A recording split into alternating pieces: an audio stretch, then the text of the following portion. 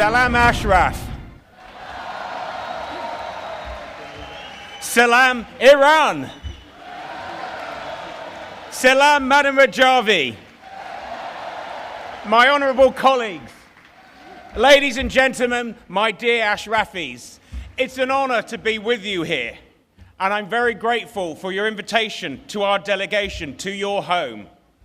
I am proud to be part of a successful cross-party effort in the UK government to secure your safe and secure resettlement here in Albania. Today, you Ashrafis and the resistance movement led by Maryam Rajavi are at the forefront of a struggle for a free and democratic Iran, and you are a beacon of hope for millions of oppressed people in Iran. And for that, we are thankful. Yesterday, many of my colleagues and I were given a tour of the museum, and we saw the evidence of the regime's vicious persecution of so many of you, human rights violations and acts of terrorism across the world. And we heard first-hand testaments from many of those victims. And these stories touched us. But we are already aware of who is responsible for this. We're aware of the IRGC, the Supreme Leader, the Judiciary, and the Intelligence Ministry are all responsible for your persecution. But we need the world to be aware of that as well. Your story must be heard. And through initiatives like the museum, it will be. Your story will not be silenced. That is why my colleagues and myself in the UK Parliament have, in a cross-party effort, urged our government to proscribe the IRGC as a terrorist organisation.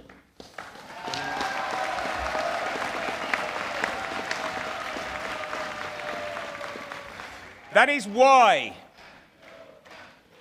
I support the American sanctions against the Supreme Leader's office and urge our government to follow this step, as well as to increase the number of people, number of officials on its sanction list over human rights violation in Iran.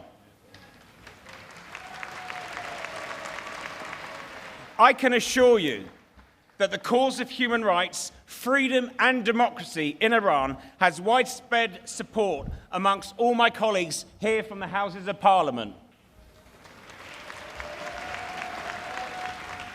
And that support also includes support for Maryam Rajavi's 10-point plan. This is a plan that gives a future for Iran, which provides a clear and viable alternative to the current theocratic regime. But your plan also signs up Iran to the UN Charter and establishes an independent judiciary. These are all values that are close to our hearts, all of us here today. And that is why I call upon our government in the United Kingdom to recognise Maryam Rajavi's 10-point plan.